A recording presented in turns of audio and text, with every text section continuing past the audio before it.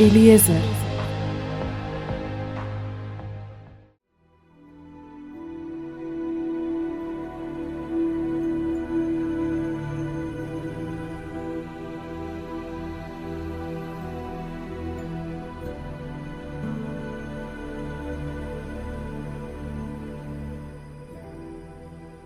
Господи, уште во почетокот на создавањето Ти говореше. Во првиот ден Ти рече: нека биде небо и Твојот збор стана дело совршено. Тогаш се издигнуваше духот, а темнината опфаќаше се наоколу и тишина. Немаше уште звук на човечки глас. Тогаш Ти заповеда од Твоите сокривишта да излезе изобилната светлина, за да го покаже Твоето дело. Во вториот ден го создаде воздухот и небескиот свод и заповеда водата да се оддели и да има прегради меѓу водите, така што еден дел од нив да се издигне угоре, а другиот да остане долу.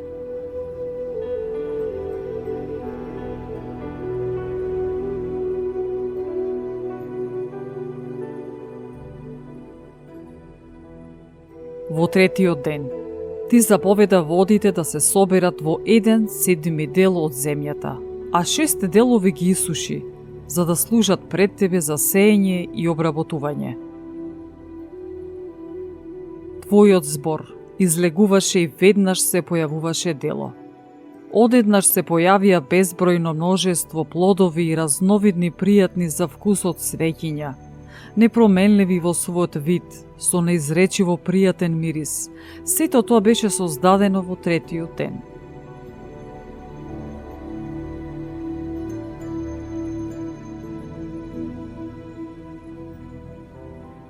Во четвртиот ден Ти заповеда да се појави светлината на сонцето и на месечината и распоредот на звездите. Им заповеда да му служат на човекот кој требаше да биде создаден. Во петтиот ден Ти му рече на седмиот дел, каде што беше собрана водата, да произведе животни, птици што летаат и риби, што беше и извршено.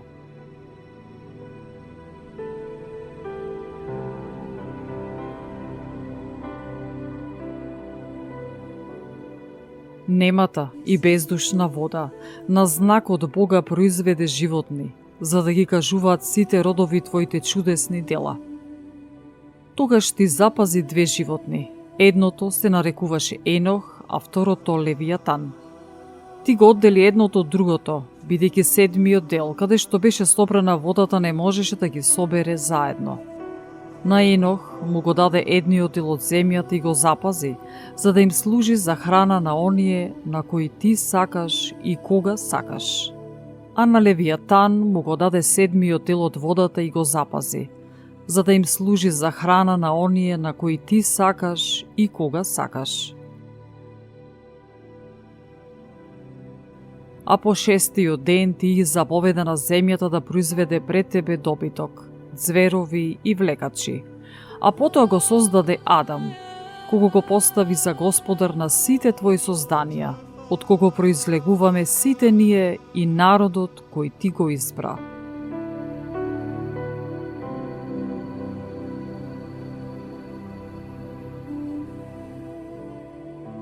Господи, сето ова го реков пред Тебе, зашто Ти си го создал овој свет за нас. А за другите народи кои произлегоа од Адам, Ти рече дека се ништо, дека се слични на плунка и дека сето нивно множество Ти си го споредил со капки што капат од сад.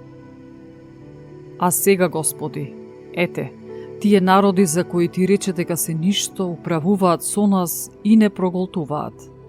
А ние, Твојот народ, кого го нарече свој првенец, свој единороден и возлюбен, сме предадени во нивните раце. Ако овој свет е создаден заради нас, тогаш зошто не добиваме наследство во светов? И до кога ќе биде ова?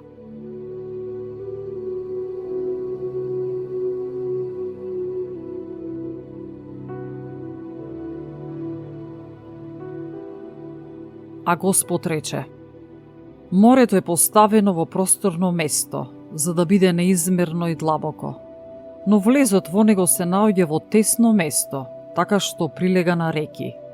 Оној што ќе посака да влезе во морето и да го види или да владее над него, ако не помине низ тесното, како може да стигне до широкото?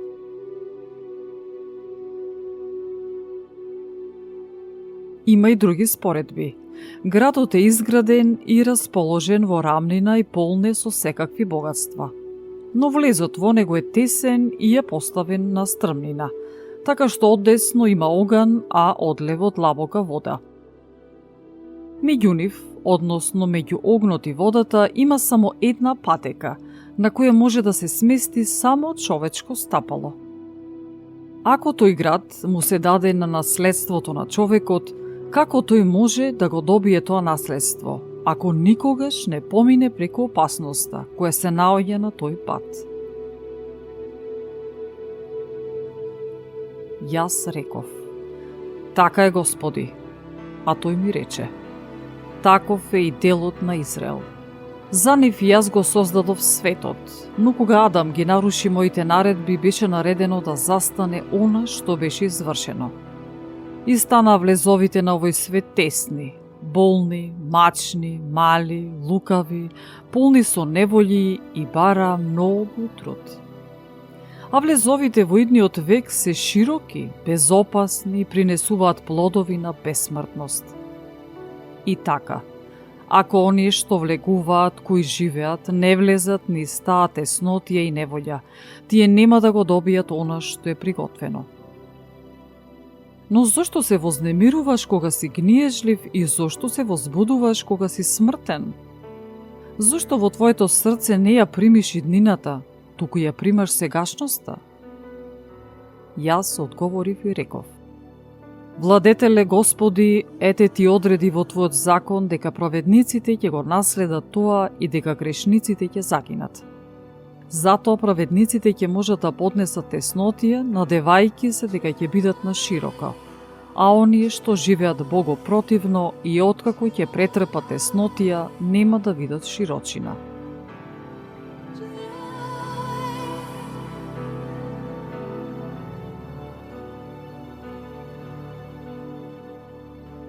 Тој ми рече: нема повисок судија од Бога, никој не разбира повеќе од Севишниот. Многумина загинуваат во овој живот затоа што не го примаат законот Божји што им е предложен. Зашто Бог строго им заповеда на оние што доаѓаат, та кога ќе дојдат, што треба да прават за да бидат живи, што треба да пазат за да не бидат казнети. А тие не послушаа и му се спротивставија, суетна мисла утврдија во себе си. Се повлекоа по гревовни измами, рекоа за Севишниот дека го нема и не ги позна неговите патишта. Законот негов го презря, ги отфрлија неговите ветувања, нема вера во неговите обредни наредби, не ги вршеа неговите дела. Ете, затоа, за празните празно, а за полните полно.